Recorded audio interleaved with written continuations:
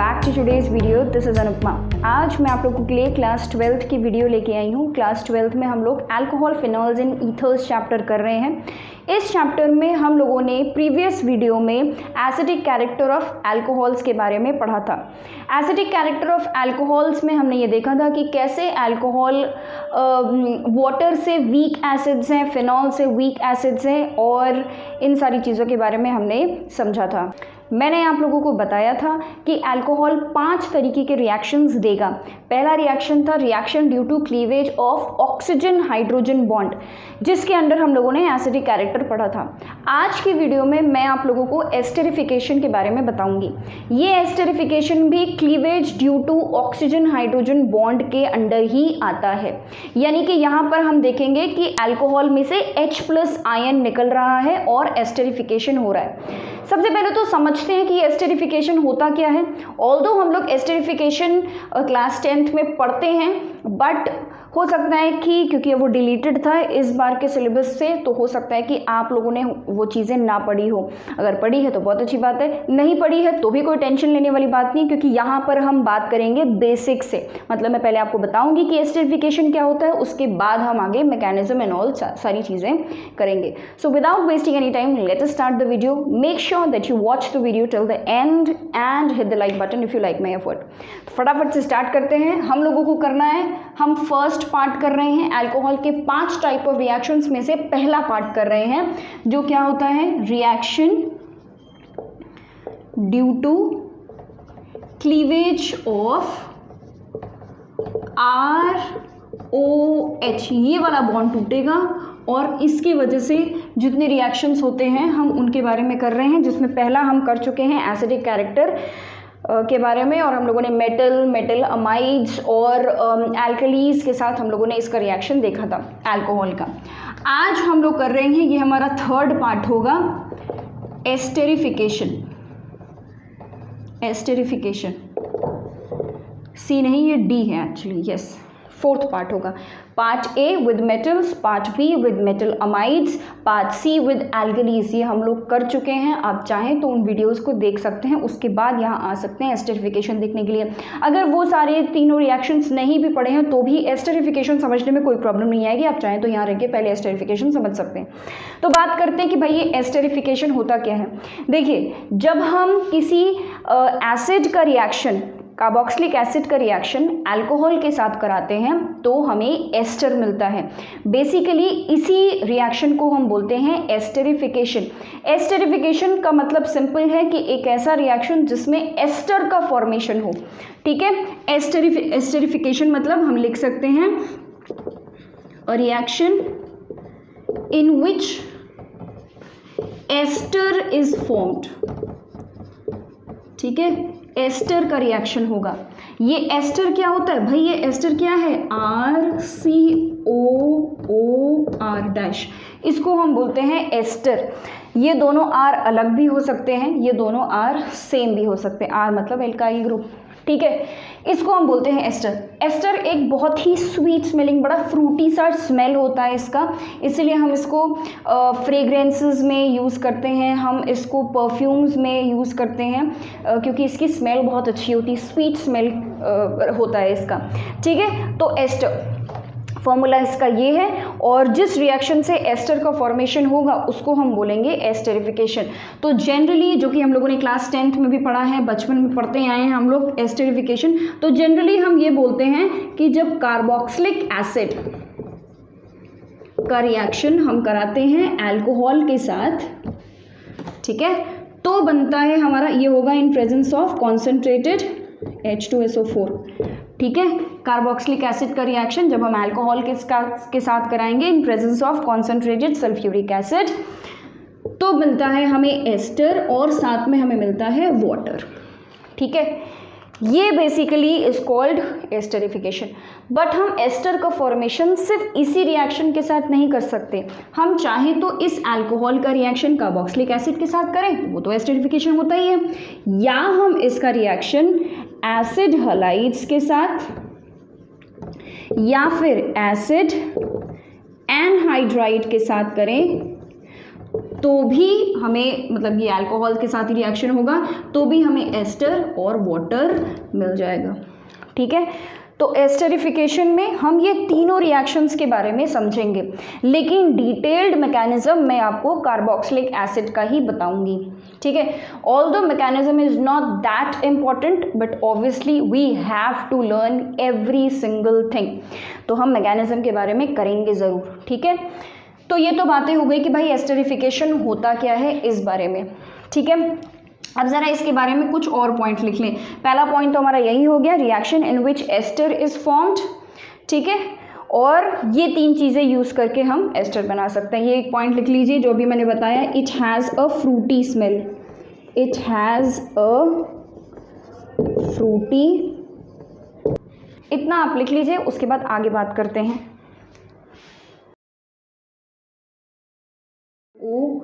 OH plus इसका reaction हमने alcohol के साथ करा दिया। अब मैं अल्कोहल को ऐसे लिख रही हूँ, ठीक है, ROH, ये होगा कॉन्सेंट्रेटेड H2SO4 के प्रेजेंस में। अब देखिए जब हम ये रिएक्शन कराएंगे तो मुझे पता है कि एस्टर बनना है R C double bond O, इसको R डैश मान लेते हैं, तो ये R डैश प्लस H2, तो बनना यहाँ पर क्या है एस्टर और साथ में बन रहा है H2, यानी कि ये H2 कैसे बना होगा, दोनों में से किसी एक ने H प्लस दिया होगा और किसी ने OH माइनस दिया होगा। जनरली जब हम ये रिएक्शन अगर ऐसे ही देखें तो भाई ये है एसिड और ये है अल्कोहल। ठीक है, तो एसिड और अल्कोहल में आपको क्या लगता है कि किसने H प्लस दिया होगा यहाँ पर वाटर बनाने के लिए, एसिड ने, और अल्कोहल ने दिया होगा OH, हमें ऐसा लगता है। इनफैक्ट क्लास 10th तक हम ऐसा ही समझते थे कि ऐसा ही होता है, लेकिन ये एक बहुत बड़ा मिथ है। ठीक है, एक बहुत बड़ा भ्रम है जो आज इस वीडियो में मैं तोड़ूंगी, वो ये है कि एसिड यहाँ पर H प्लस आयन नहीं देता है, इनफैक्ट अल्कोहल देता है H प्लस आयन, और एसिड का निकलता है OH माइनस, यहाँ से निकलता है OH माइनस, यहाँ से निकलता है H प्लस, और तब जाके वाटर बनता है, और फिर जो बचता है उसको जोड़ के यहाँ पर क्या बन जाता है हमारा एस्टर। ठीक है, यानी कि यहाँ से निकलता है OH और यहाँ से निकलता है H। ये चीज़ हमें तब पता चली जब हमने आइसोटोप्स का यूज़ किया, जब हमने ऑक्सीजन के आइसोटोप्स का यूज़ किया, तब हमें समझ में आया कि एक्चुअल में यहाँ एस्टर के पास जो ऑक्सीजन यहाँ पर है ये किसका है, ये अल्कोहल का है। ठीक है, ये R C double bond O OR, ये जो OR है वो कहाँ से आया है, ये एस्टर अल्कोहल से आया है। ठीक है, एस्टर में जो सिंगल बॉन्डेड ऑक्सीजन है वो अल्कोहल से आया है। मतलब क्या कि इसने सिर्फ H प्लस दिया, OH नहीं दिया। ये कैसे पता चला, जब हम यहाँ पर यूजुअली हम ऑक्सीजन कौन सा वाला लेते हैं, 16 ग्राम्स वाला ऑक्सीजन लेते हैं। आइसोटोप्स दो होते हैं ऑक्सीजन के, 16 और 18, तो हम ये वाला जो ऑक्सीजन है इसको हम 18 वाला ऑक्सीजन लेते हैं। ठीक है, और इसको हम लेते हैं 16 वाला। तो जब हमने इसका रिएक्शन एस्टरिफिकेशन कराया तो हमने ये देखा कि यहाँ पर एस्टर में जो ऑक्सीजन है वो कौन सा वाला है, 18 वाला है, और यहाँ पर जो ऑक्सीजन आया है वो कौन से वाले आए हैं, 16 वाला आया है। इसका मतलब ये हुआ कि अल्कोहल का ऑक्सीजन एस्टर बनाने के लिए यूज़ हुआ, यानी कि वो वाटर बनाने के लिए नहीं गया। ठीक है, इसको हम बोलते हैं आइसोटोपिक लेबलिंग। ठीक है, आइसोटोपिक लेबलिंग से हमें ये समझ में आया कि भाई एक्चुअल में एसिड देता है OH और अल्कोहल देता है H प्लस। ठीक है, अब ज़रा बात कर लेते हैं यहाँ पर रेट की।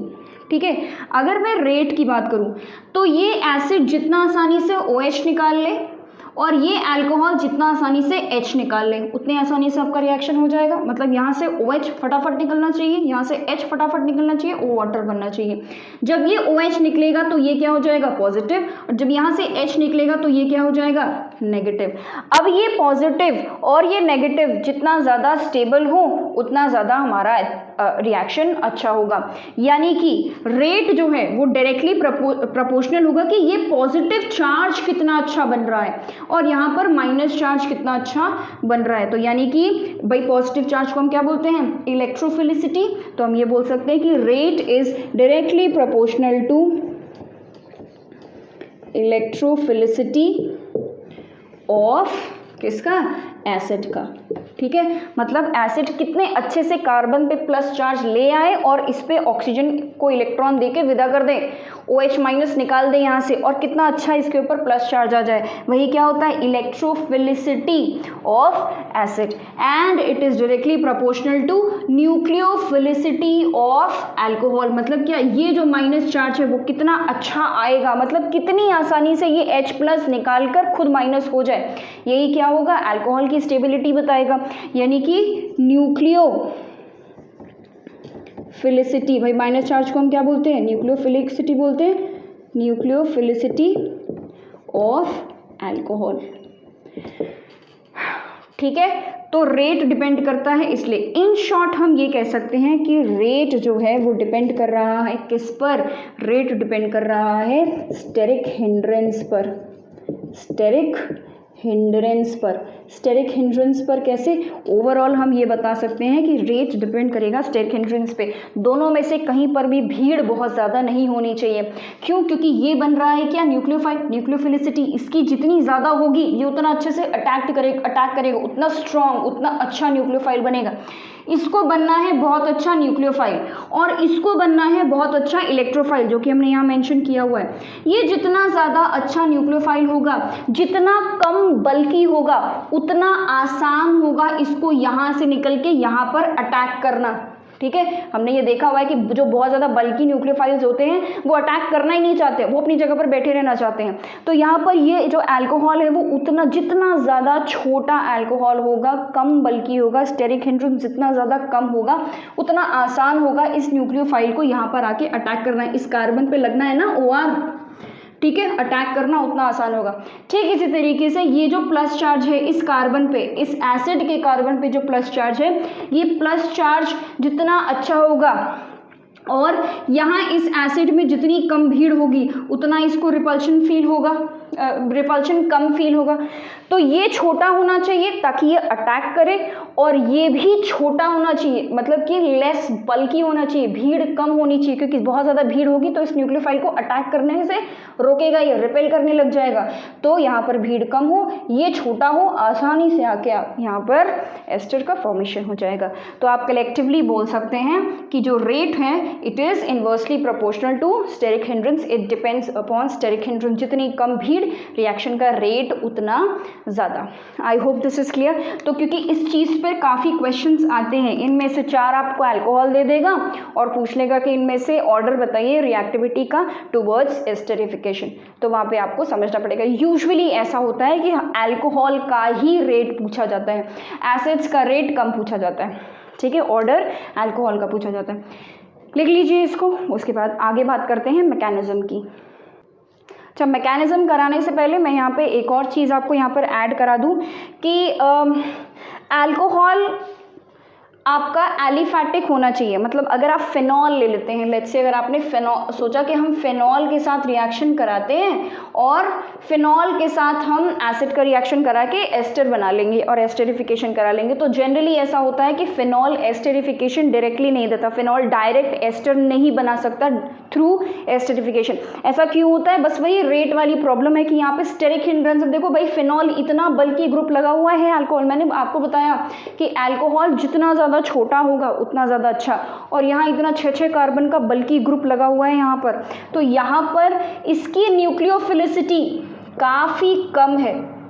इसकी न्यूक्लियोफिलिसिटी इस अल्कोहल की, मतलब जब ये H+ निकल जाएगा, इसकी न्यूक्लियोफिलिसिटी काफ़ी कम है और यहाँ पर ये काफ़ी बल्कि ग्रुप लगा हुआ है, तो इसको अटैक करने में वहाँ पर दिक्कत होगी। तो आप यहाँ पर ये नीचे ये पॉइंट लिख सकते हैं, phenol will not give ester directly through esterification, esterification के थ्रू नहीं देगा,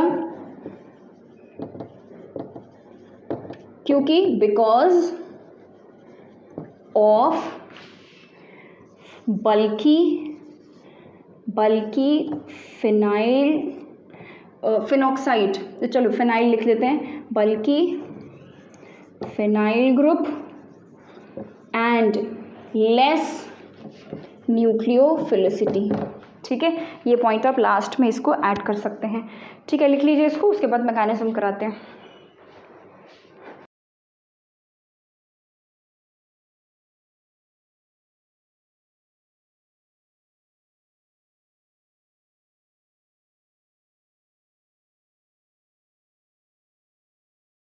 तो सबसे पहले यहाँ पर अल्कोहल का जो रोल है वो बाद में आएगा।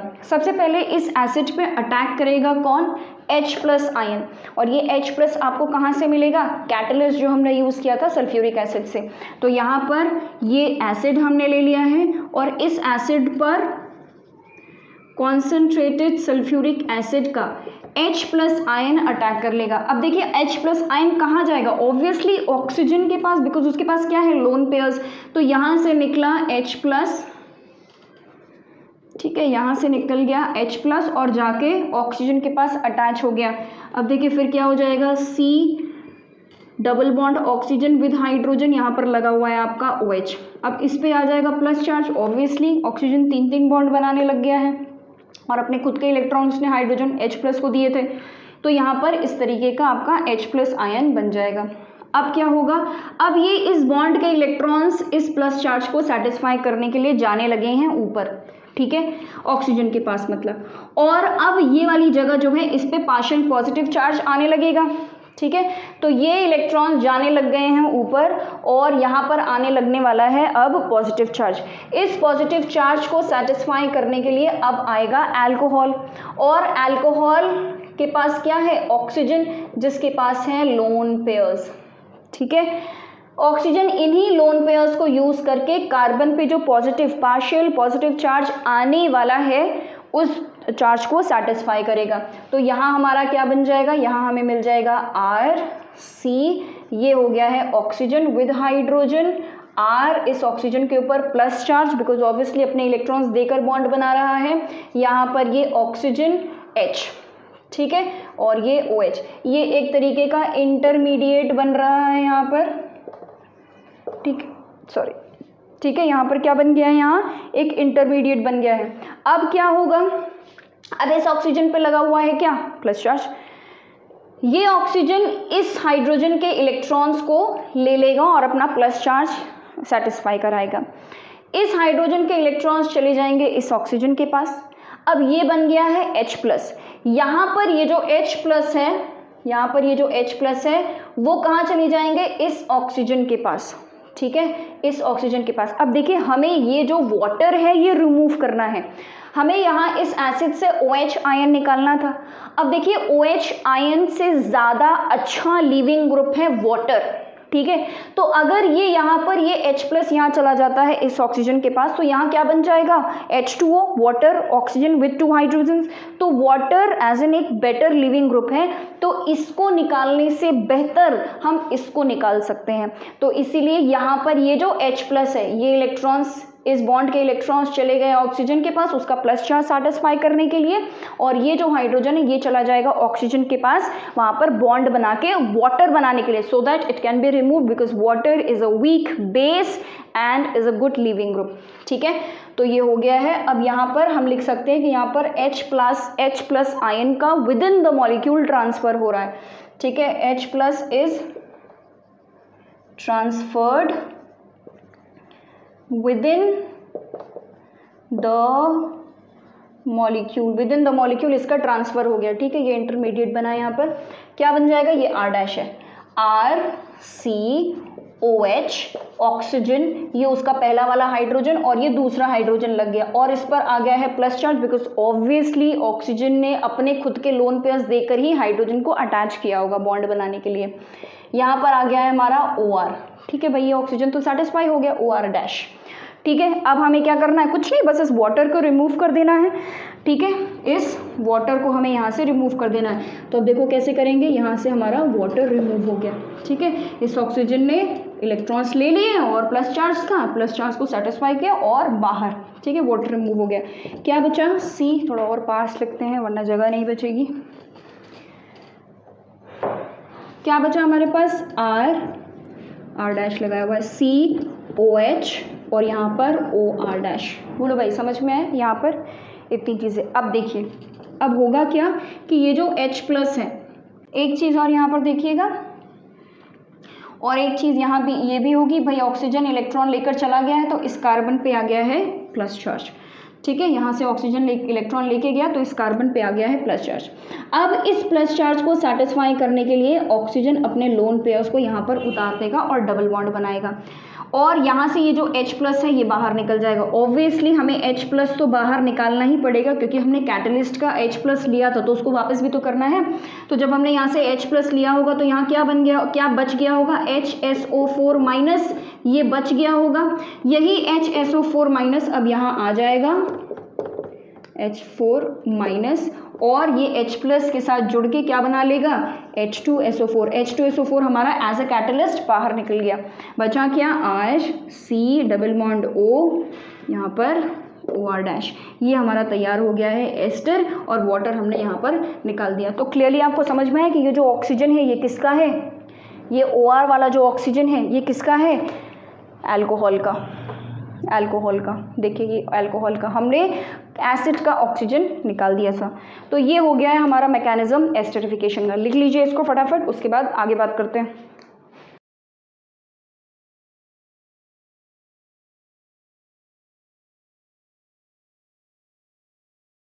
रिएक्शन हमने कर दिया है किसके साथ, ROH के साथ, R- कर देते हैं इसको। ठीक है, आपको कुछ नहीं करना है, आपको वाटर रिमूव करना है। ठीक है, वाटर रिमूव करना है और एस्टर बना लेना है। तो एस्टर बनाने के लिए इन दोनों कार्बन में से कोई एक बॉन्ड आप तोड़ देंगे। अगर मान लीजिए कि जैसे फॉर एग्जांपल अगर ये दोनों R सेम है तब तो कोई टेंशन नहीं है, कोई भी कार्बन ऑक्सीजन का बॉन्ड तोड़ देना दोनों में से। लेकिन अगर मान लीजिए ये दोनों सेम ना होते, ये C2H5 होता और ये CH3 होता, एक सेकेंड इसको लिखते हैं, ऊपर वाला लिखते हैं CH3। अगर ये CH3 होता और ये C2H5 होता तो उस केस में हम कौन सा वाला बॉन्ड तोड़ते हैं, ये वाला नहीं तोड़ेंगे, ये बॉन्ड तोड़ेंगे ताकि ये प्लस हो जाए, और इस पे भाई यहाँ पे ये बॉन्ड टूटेगा। हमने आपको बताया अल्कोहल से H+ निकलता है, अल्कोहल से क्या निकलता है, H+, तो यहाँ से H+ निकलेगा, और ये माइनस हो गया। इसी माइनस को आके इस कार्बन पे अटैक करना है। तो मैंने आपको बताया जितनी भीड़ कम हो उतना ज़्यादा अटैक अच्छा होगा। तो जिस पे भीड़ कम होगी जिस कार्बन के साथ, बस उसी वाले कार्बन का बॉन्ड तोड़ेंगे। ठीक है, तो मान लीजिए ये CH3 तो हमने ये वाला बॉन्ड तोड़ दिया, ये वाला बॉन्ड तोड़ देंगे तो ये क्या हो जाएगा, CH3 C_O, यहाँ पर OR हमने डैश लिया था तो R-। अब साथ में प्लस, अब यहाँ पर वाटर नहीं बनने वाला है, यहाँ पर क्या बनेगा, यहाँ पर आपका बन जाएगा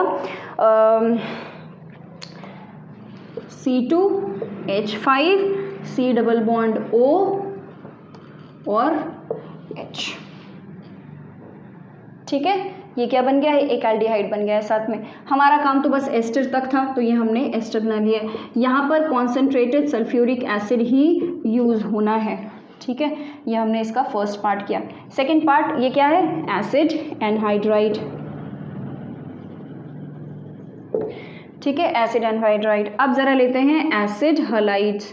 तो एसिड हलाइड्स में R≡COO Cl मैंने ले लिया है। ठीक है, एसिड क्लोराइड ले लिया है, और इसको एसिड क्लोराइड हमने ले लिया, और इसको क्या करना है, इसका रिएक्शन करा देना है अल्कोहल के साथ। तो मैंने R-OH ले लिया है अल्कोहल। तो हमें पता है कि यहाँ से निकलता है H। अब यहाँ तो OH है नहीं, तो यहाँ से कौन निकलेगा, Cl, और ये हो जाना है प्लस, ये हो जाना है माइनस ऑक्सीजन वाला। इस माइनस को हमें यहाँ पर अटैक कराना है, तो ये क्या हो जाएगा, R≡COO OR-, ये बन गया। और साथ में यहाँ क्या बनेगा, HCl। भाई यहाँ पर अब OH की जगह पे क्या है, Cl, तो HCl बन जाएगा। ध्यान रखिएगा कि यहाँ पे जो कैटलिस्ट यूज होता है वो कौन यूज होता है, पेरिडीन। पेरिडीन क्या है, पेरिडीन इज अ बेस। अब देखिए ये जितने भी हमने एस्टरिफिकेशन के रिएक्शंस पढ़े हैं ये सारे आपके रिवर्सिबल रिएक्शंस होते हैं। ठीक है, तो जब हम लोगों ने एसिड वाला पढ़ा था तो ध्यान रखिए, तो एसिड, इसको मैं अभी साथ साथ में बता दे रही हूँ। एसिड का रिएक्शन जब हम अल्कोहल के साथ करा रहे थे तो हमारा क्या बन रहा था, एस्टर बन रहा था, प्लस साथ में वाटर बन रहा था। ये रिएक्शन एक्चुअल में रिवर्सिबल है, मतलब बार बार आपको एस्टर और वाटर मिलेगा और दोबारा फिर आपको एसिड और अल्कोहल मिल जाएगा। लेकिन इस रिएक्शन को रिवर्सिबल से इरिवर्सिबल बनाने के लिए, यानी कि फॉरवर्ड डायरेक्शन में ले जाने के लिए हम क्या करते हैं, हम इस वाटर को कंटिन्यूसली रिमूव करते रहेंगे। तो ली चार्टेलियस प्रिंसिपल में तो हमने पढ़ा ही है कि आप प्रोडक्ट में से किसी एक चीज़ को अगर आप रिमूव करते रहें तो रिएक्शंस फॉरवर्ड डायरेक्शन में जाता है। तो हम वाटर को रिमूव करते रहते हैं, मतलब किसी तरीके से हम वाटर को ख़त्म करेंगे ताकि रिएक्शन फॉरवर्ड डायरेक्शन में जाए।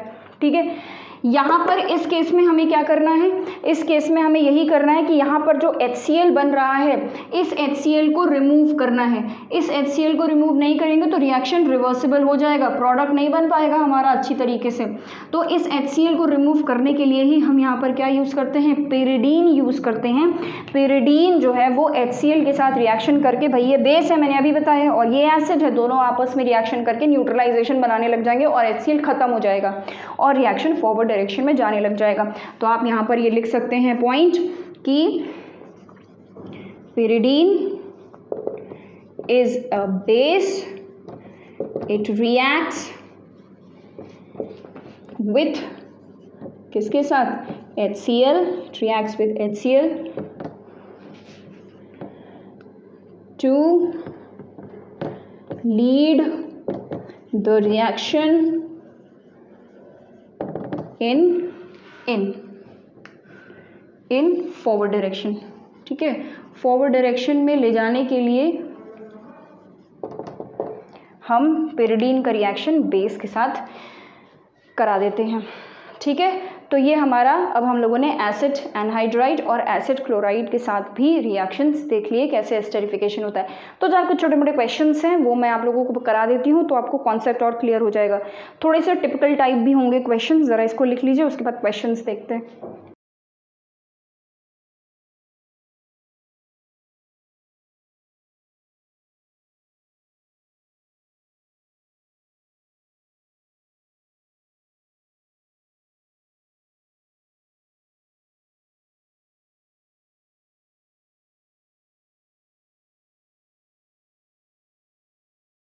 OH, यहाँ से हमें वाटर निकाल देना है, H और यहाँ से OH, यहाँ से हमें वाटर निकाल देना है।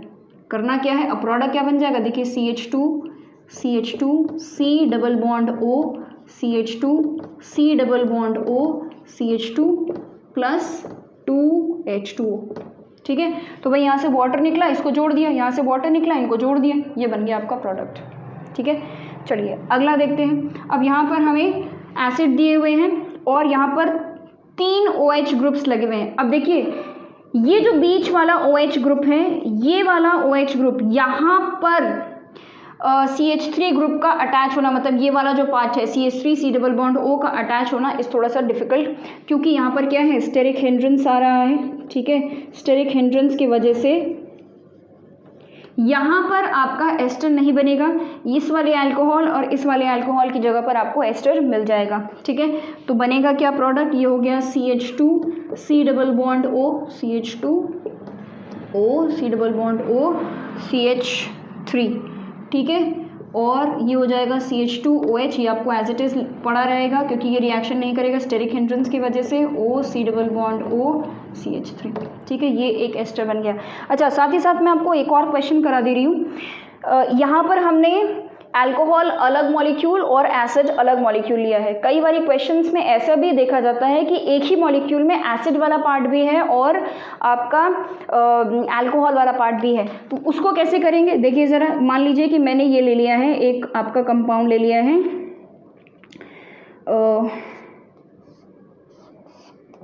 ये OH, यहाँ पर लगा है C double bond O OH। ठीक है, तो देखिए ये वाला पार्ट हमारा अल्कोहल वाला है और ये वाला पार्ट हमारा ऊपर वाला हमारा एसिड का पार्ट है। ठीक है, कॉन्सेंट्रेटेड सल्फ्यूरिक H2SO4 के प्रेजेंस में ये होगा। यहाँ पर क्या करना है, यहाँ पर हमें सेम यहाँ से वाटर निकाल दे। देखिए ये OH निकलेगा एसिड से और यहाँ से निकल जाएगा H, तो हमारा वाटर बाहर हो गया, जो बचा उसे जोड़ दीजिए। तो ये बन गया है हमारा, यहाँ पर C डबल बॉन्ड O, यहाँ पर O, ये ऑक्सीजन हमारा अल्कोहल का है, बन गया प्रोडक्ट। तो इस तरीके से आपको मतलब ये थोड़े से टिपिकल वाले हैं, बाकी इजी वाले तो हम कर ही लेते हैं, थोड़ा सा टिपिकल वाले क्वेश्चंस थे जो मैंने आपको करा दिया। तो अब reaction due to cleavage of oxygen hydrogen bond में लगभग सारे रिएक्शंस हम कर चुके हैं, बस एक सिंपल सा रिएक्शन बचा हुआ है, वो है हमारा ग्रिग्नाच रिएजेंट के साथ। अब देखिए ग्रिग्नाच रिएजेंट के बारे में तो हमने इससे पहले बात करी ही हुई है। प्रीवियस चैप्टर में haloalkanes and haloarenes में, वहाँ पर हम मेटल का रिएक्शन करा देते हैं, मतलब मैग्नीशियम के साथ रिएक्शन करा देते हैं तो हमें ग्रिग्नार्ड्स रिएजेंट मिल जाता है। एल्काइल हैलाइड का रिएक्शन मैग्नीशियम के साथ कराइए तो आपको ग्रिग्नार्ड्स रिएजेंट मिल जाएगा। ग्रिग्नार्ड्स रिएजेंट अगर किसी ऐसे कंपाउंड के साथ रिएक्शन कर रहा है जहाँ से उसे H+ मिल जाए, ठीक है, कोई भी, अब हो सकता है वाटर भी H+ देता है, कोई एसिड वो भी H+ देता है, और अल्कोहल भी तो एसिड की तरह बिहेव कर सकते हैं, वहाँ से भी उसको H+ मिल सकता है। तो ग्रिग्नार्ड्स रिएजेंट किसी भी ऐसे कंपाउंड के साथ अगर रिएक्शन कर रहा है जहाँ पर H+ आयन मिल रहा है उसे, तो बस वहाँ पर वो एल्केन बना लेगा। इस बात को आप अपने दिमाग में एकदम अच्छे से बिठा लीजिए। और यहाँ से क्वेश्चन काफ़ी आता है ग्रिग्नार्ड्स रिएजेंट पर कि ग्रिग्नार्ड्स रिएजेंट को हम ड्राई ईथर या एनहाइड्रस कंडीशन में क्यों रिएक्शन कराते हैं, तमाम चीज़ें, कि मॉइस्चर नहीं होना चाहिए, वाटर नहीं होना चाहिए ग्रिग्नार्ड्स रिएजेंट के साथ। क्यों? क्योंकि वाटर ग्रिग्नार्ड्स रिएजेंट को H+ आयन दे देगा, जिसकी बात अभी मैंने करी है। H+ आयन मिलते ही वो क्या बनाने लग जाएगा, ग्रिग्नार्ड्स रिएजेंट एल्केन बनाने लग जाएगा। ठीक है, तो बस यही चीज़ आपको ध्यान रखनी है कि जब हम किसी अल्कोहल का रिएक्शन करा रहे हैं ग्रिग्नार्ड्स रिएजेंट के साथ, ठीक है, तो RMgX यही होता है ग्रिग्नार्ड्स रिएजेंट, R' ले लेते हैं इसको। तो ये RMgX क्या करता है, इसका R' ग्रिग्नार्ड्स रिएजेंट का R' और इसका H, ठीक है, पहले तो हेडिंग चेंज कर दे भाई, हम क्या कर रहे हैं, ये हमारा पार्ट E हो गया, ठीक है, with reaction with Grignard's reagent, ठीक है, ग्रिग्नार्ड्स रिएजेंट। तो हमने ग्रिग्नार्ड्स रिएजेंट ले लिया, रिएक्शन करा दिया उसका अल्कोहल के साथ, और हमें पता है कि अल्कोहल क्या दे देता है, H+ आयन। बस यहीं से हमें क्या मिल जाएगा, R' H, ये हमारा एल्केन बन गया, और साथ में हमें मिल जाता है ROMgX,